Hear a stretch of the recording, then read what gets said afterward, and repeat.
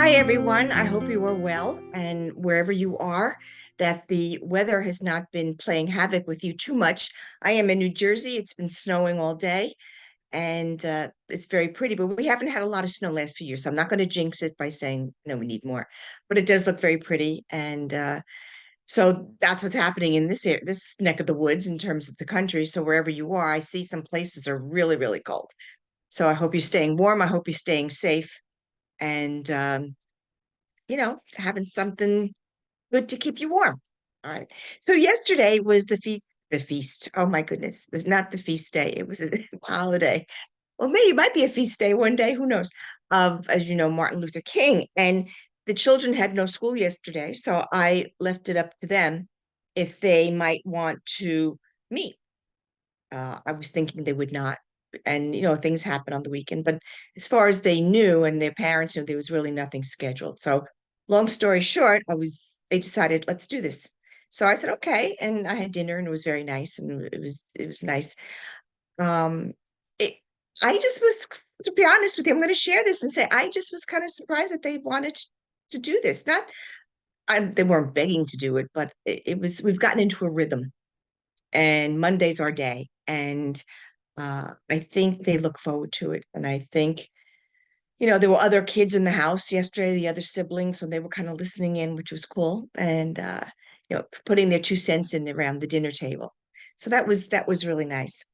But the lesson for yesterday, and we kept it kind of brief because I didn't want to, we went over some of the material from the week before, and they're in sixth grade again. So, I think I've told you that it's before. So we're doing the Venture series, and Venture's been very interesting.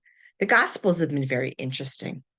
Yesterday kind of threw us a curveball because the week before the Gospel was about Peter and Andrew seeing they were most likely followers of John the Baptist, seeing Jesus, and Jesus asked them to follow him. They become Jesus' disciples. This coming Sunday, we see Peter and Andrew again, but they're fishing the Sea of Galilee. And that's where Jesus calls them. So Mark has a different version than John of this whole thing of being called. Plus, in Mark's gospel, which is coming up this Sunday, it also, there are two others, James and John, sons of Zebedee, who are also called, and they were fishing as well. So it just makes for different perspective. And makes me appreciate that the gospel writers had their own little agenda besides, and I mean that in a positive way, not just, to say it and write it, but they had something in mind, whether it was the audience they were writing for or whatever. They tried to get their points across in the most um, particular way that would be good for their audience. So I just found that very interesting. The other thing that I want to bring up too, as we went along, and they had this week was we talked about again the calling and where does Jesus teach. And I believe even when you do a Bible study, no matter what, it's always good to have a map. It's very it gives you kind of a place of where you're going and where was Jesus and how was that related. So, like you look at Jesus, his ministry started in Galilee, which is here by the Sea of Galilee. Well, why was that more important? Why would that make more sense for Jesus to be there rather than in Nazareth, or which was further away from the water? Interesting things to think about. So, I think it's very good to have a map, and for all of us to, even little children, like maps and globes and things, and just to see where Jesus went. And what I'm happy about, the Plum has put together this little map. They may do it in another simpler way for the younger children, but it's good to have a sense of where you are and where Jesus was, more importantly. So we did that. And actually, when we got into a discussion just off the cuff, because on the bottom of this particular lesson is a timeline of when the Bible was written, when the Gospels were written. And I think that is really important also. And you see this discrepancies, like John wrote like in 100, like wasn't he alive when Jesus was born? So you have to realize that the gospel writers, had their own followers as well, and who probably carried on the story and talked about it. And then it was so-called published, in like 100 AD. Um, but that's, that I find that all that very interesting to see where that goes. Uh, so the children were good, and we talked a little bit about Martin Luther King and what he did and how important that is.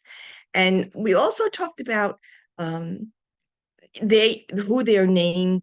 They were that came from the lesson before, and they were doing a lot of research as I was there, because that's what happened yesterday. Since we weren't sure, we weren't having a lesson. We were having a lesson that I would sit with them, and we did together the whole lesson, the preparation and all that together.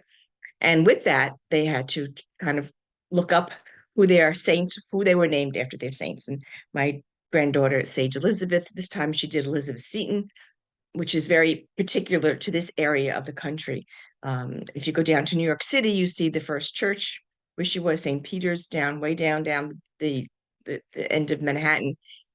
And if you go to Maryland, you can go to Emmitsburg and see where she was. So there's a lot of those kinds of connections. And Justin he took the easy way out because his middle name is Luke. I really wanted him to look up Justin Martyr because I thought that would be interesting. But he did Luke and evangelist and little biography. So we kind of learned from each other. It was just that kind of a very relaxed day, because it was a holiday, but yet there were still things um, that they felt they needed to talk about too, uh, particularly things going on in school. Um, and my point with them, I feel this point with them, it's time to get them ready for them to do evangelization. And we talked about that. How do you talk to others about God? Uh, they may not ask you, you don't want to force it, but if it comes up in conversation, and I asked, has it come up in conversation yet? And my granddaughter said, no, not for her. But my grandson said, yes. We will talk about, sometimes my friend and I will talk about God. So I said, that's good. Keep doing that. So I feel at this stage of the game, they're kind of ready and they feel confident, very confident, um, just in their knowledge and just in their way of explaining to others what they have learned and what the church teaches and where they can find it in the Bible and all of those interesting things. So I feel like they're well grounded, and as time goes on, I expect that to happen. And again, I said this last week: the beauty of a lectionary based program is that you're going to keep visiting and revisiting different aspects, and you're going to learn it, and you're going to remember it even more so. It just makes perfect sense to me that why wouldn't you do it this way? So again, like last week when we saw John the Baptist again, it's like he's never going to leave, but this Sunday's gospel, we don't hear about John the Baptist. So he's kind of decreased, as the days are getting longer, he's decreasing. And Jesus is increasing. So that was yesterday, and it was good. I suggest for you, and even sometimes when you read a scripture and you look at the map and you can have a visual of some sort, but also for them to start using their imagination. I'm going to do more with this with the children, like picture a scene of, like this passage in the gospel, to pick that scene and imagine you're there. How would you react? What do you think? What do you smell? What do you hear? What's the weather like? All these kinds of things take them through their imagination. That's kind of an Ignatian kind of spiritual exercise, but I think it's good for them to do that, make them feel they're part of the scene of the scriptures, and it will help them as they, when you have to make decisions in life and think of yourself in those gospel settings. So that was it. I hope you have a good rest of the week. I hope you stay warm. I hope that your new year is already bringing you many blessings, and I will see you next week. Take care. God bless.